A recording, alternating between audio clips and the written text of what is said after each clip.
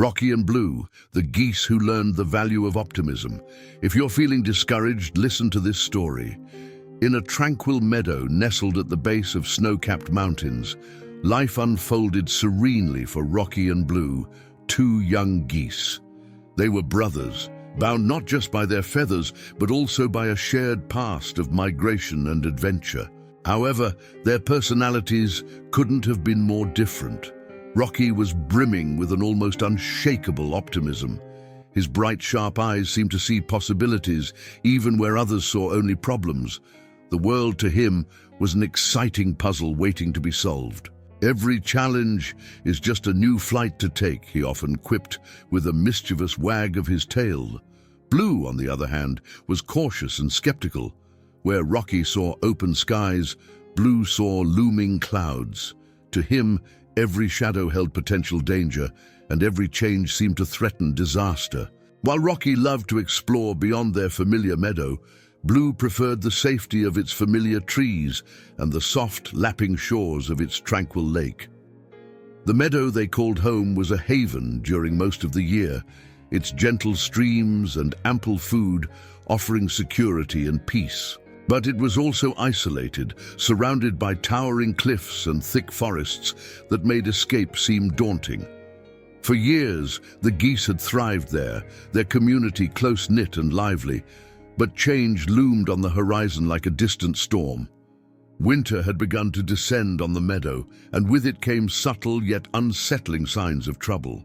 The stream's edges grew stiff with ice each morning, and the fish that Blue loved to watch, darting beneath the water's surface, had begun to vanish. "It's just a phase," Blue muttered, trying to convince himself, though the unease in his voice betrayed him. Rocky, however, seemed unfazed.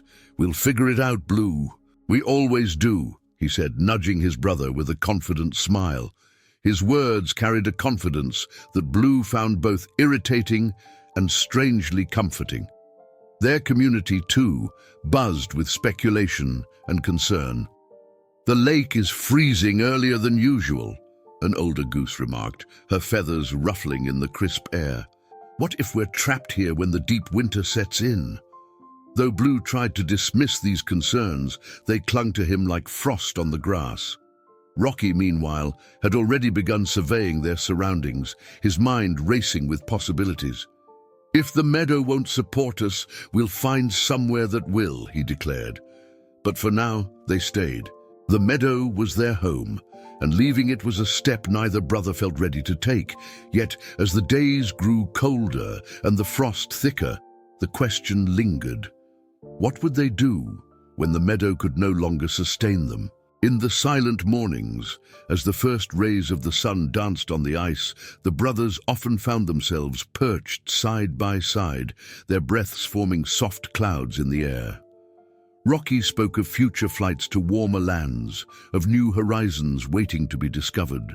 Blue listened, his heart heavy with doubt, but tinged with a faint glimmer of hope that perhaps, just perhaps, his brother's optimism might lead them to safety.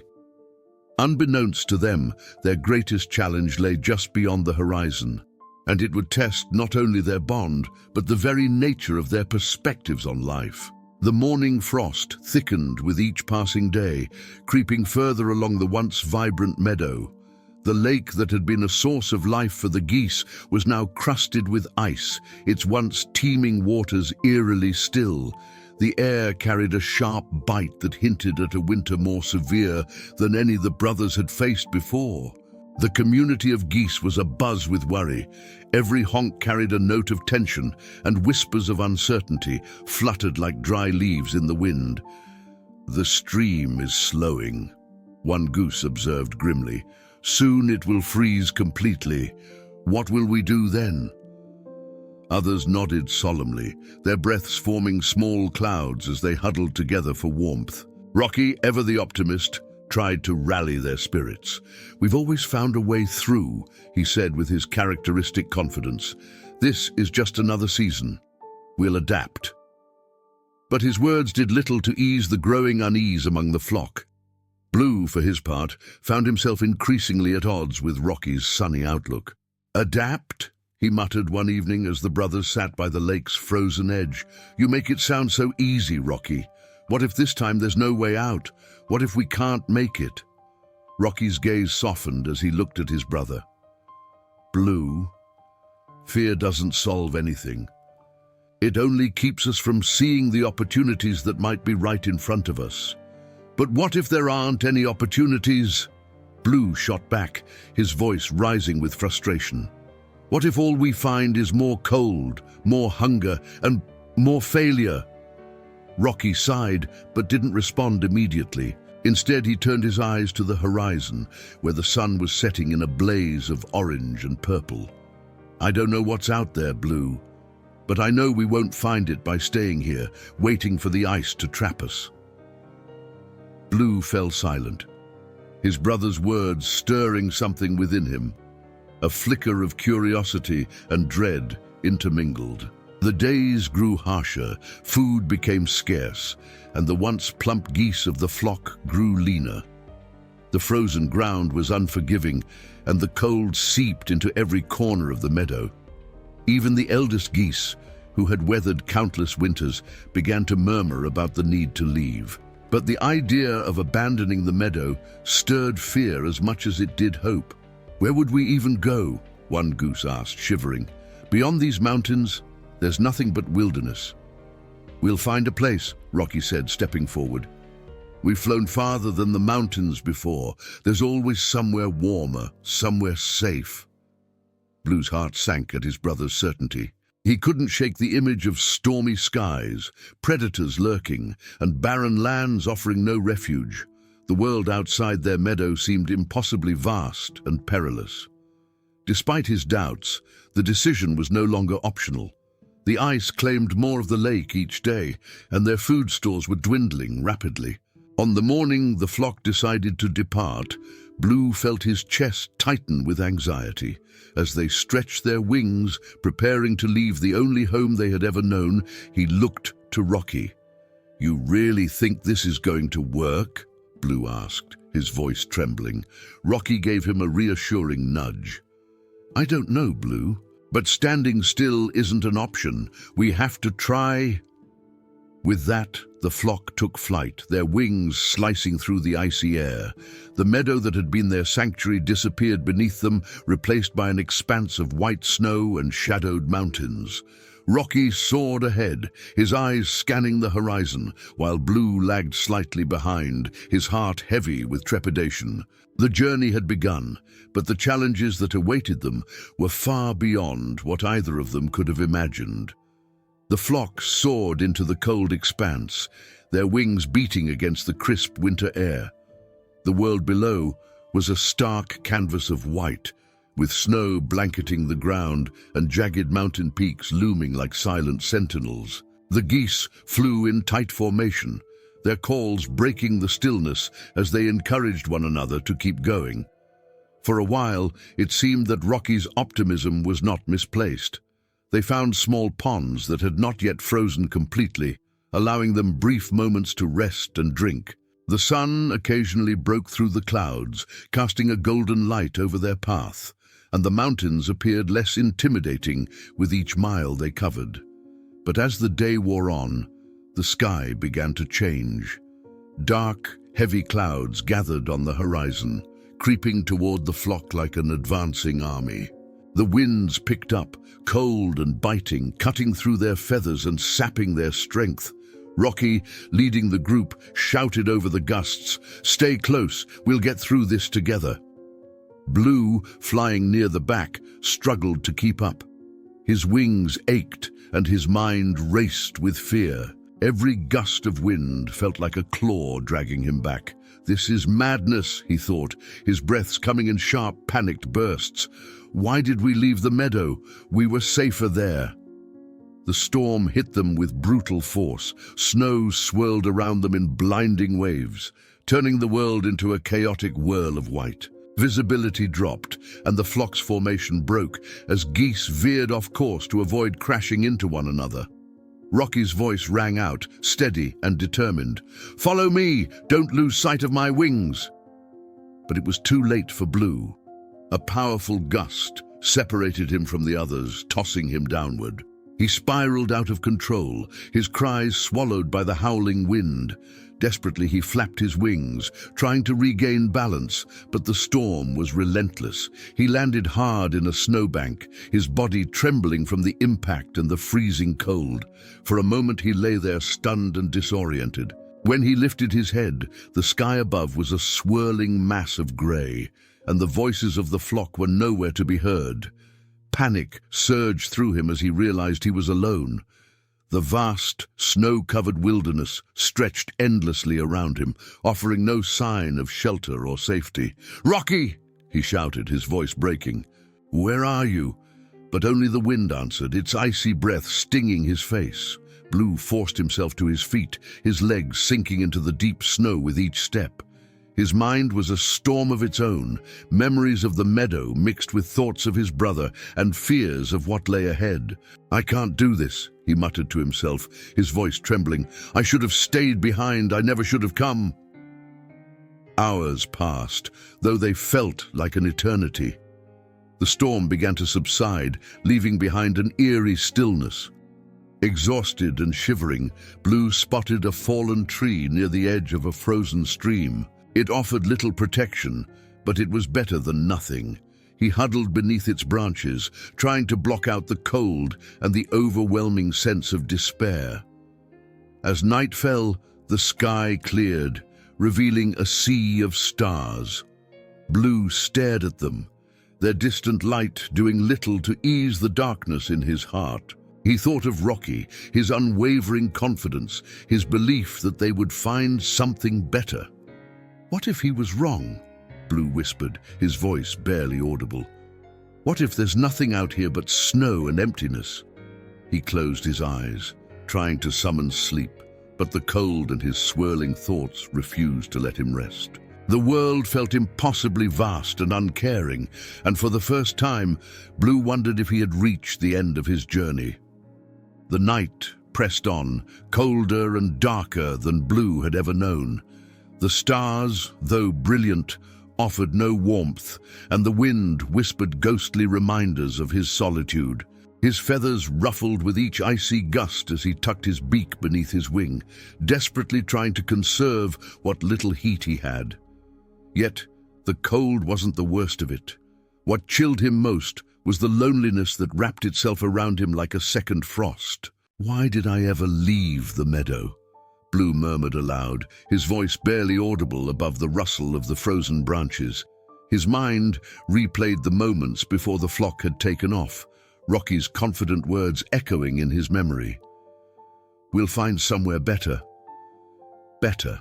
The word now felt like an empty promise, a cruel joke whispered by the wind. As the hours dragged on, Blue found himself sinking deeper into despair. His mind was a relentless storm of doubts and regrets. He pictured Rocky, perhaps soaring far ahead with the flock, safe and unburdened by Blue's hesitation. "He's probably forgotten all about me," Blue muttered bitterly. "Maybe I was always just holding him back." But another thought crept in, quieter but insistent. What if Rocky wasn't safe? What if the storm had scattered him too? The idea struck Blue like a sharp gust of wind, cutting through his self-pity. Rocky had always been the strong one, the optimistic one, but even he wasn't invincible. Blue's chest tightened. "I should have been there," he thought, guilt rising like the tide. "If something's happened to him, it's my fault. I should have trusted him, followed him." The weight of his emotions felt almost unbearable, pressing down on him like the snow around his feet.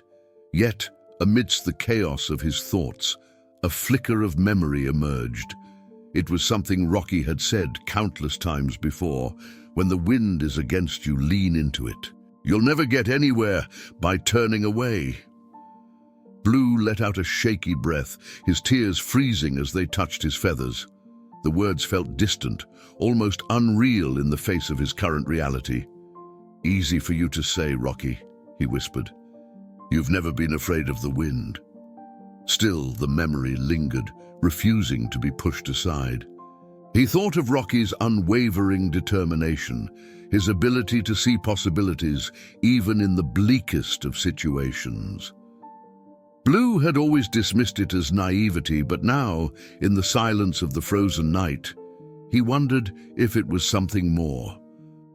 What if Rocky's optimism wasn't just blind hope but a choice? A decision to face the unknown with courage, no matter how daunting it seemed. Blue shifted beneath the branches, his body aching with the cold. Maybe I've been wrong, he thought. Maybe being afraid has kept me safe, but it's also kept me from seeing what's possible.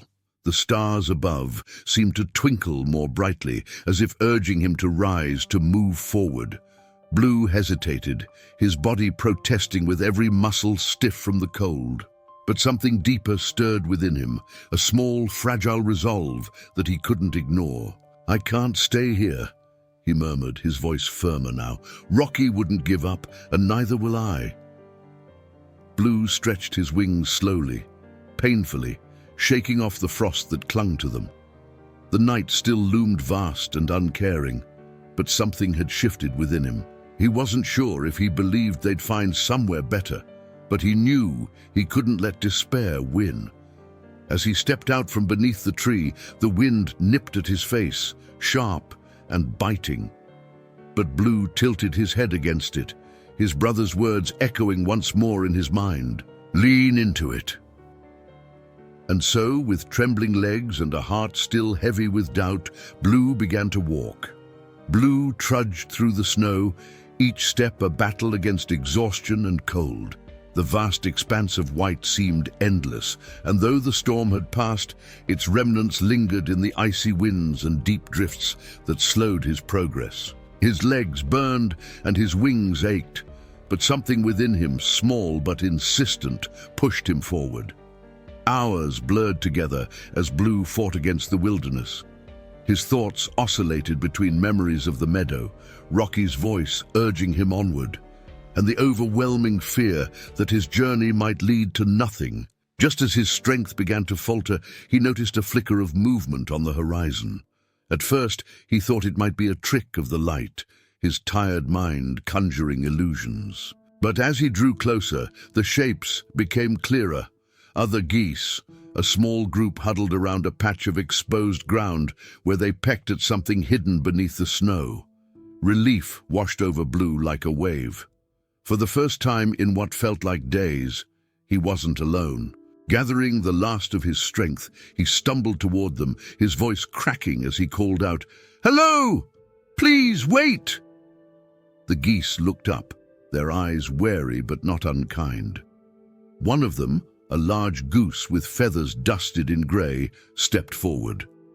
"You're far from any flock," he said, his tone measured. "Where are your companions?" I got separated," Blue stammered, his breath forming small clouds in the frigid air. "We were migrating, but the storm—" His voice faltered, and he shook his head. "I lost them." The grey-feathered goose studied him for a moment before nodding. "You're not the first to be scattered by the storms this winter. Come, rest with us." Blue hesitated, unsure if he could trust these strangers, but the promise of warmth and company was too tempting to resist. He joined the group, who made space for him near their small clearing. The ground had been scratched bare to reveal frozen seeds, and while the food was scarce, they shared it willingly. As the night deepened, the geese began to talk. They told stories of their own trials, how they had been driven from their home by an early freeze, how they had survived by sticking together and trusting in one another. Blue listened intently, his heart heavy with a mix of guilt and wonder. He heard tales of perseverance, of geese who had faced dangers far greater than his own, and had still found reasons to keep going. One younger goose, with a scar across his wing, recounted how he'd been injured and left behind, only to be found and nursed back to health by the group. "It wasn't easy," the young goose said, his voice steady despite the painful memories. "I wanted to give up so many times, but they didn't let me. They believed I could heal, even when I didn't." Blue looked down at his own wings. his mind replaying every doubt and fear he had clung to since the journey began. "How do you do it?" he asked, his voice barely above a whisper. "How do you keep going when everything feels hopeless?" The grey-feathered goose, who seemed to be the leader, smiled gently. "It's not about ignoring the struggle," he said. "It's about choosing to believe there's something better beyond it. Sometimes that belief is all we have, but it's enough." Blue felt a lump rise in his throat. The words resonated deeply, echoing the lessons Rocky had tried so hard to teach him. He realized, perhaps for the first time, that optimism wasn't just blind hope. It was a choice, a way of facing the unknown with courage rather than fear. As the group settled for the night, Blue felt something shift within him. The despair that had weighed him down for so long seemed a little lighter, replaced by a growing resolve. He didn't know what lay ahead, but for the first time, he began to believe it was worth finding out. Morning broke with a pale light that reflected off the snow, painting the landscape in hues of silver and blue. Blue woke to the gentle murmurs of the other geese, preparing to move on. The grey-feathered leader, whom Blue had come to know as Gale, approached him with a knowing smile. "We're heading east," Gale said, his voice calm but firm. "There's talk of a valley there where the snow doesn't reach as thick and the streams stay warm. You're welcome to join us." Blue hesitated, glancing at his wings and legs, still stiff and aching from his ordeal. The fear that had been his constant companion whispered its usual doubts. What if I slow them down? What if I can't make it? But alongside it, something new stirred, a faint but steady determination. "I'll go," he said, his voice steadier than he expected. The group set off, their wings cutting through the brisk morning air. Flying with them was different from being with his flock.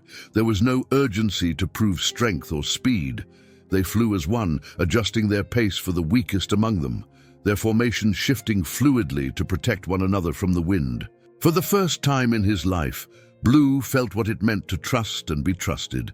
Gale flew beside him for much of the journey, occasionally pointing out landmarks or sharing advice on how to conserve energy.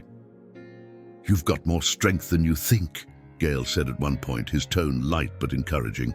"The hard part isn't flying, it's believing you can." Blue didn't respond immediately, but the words stayed with him.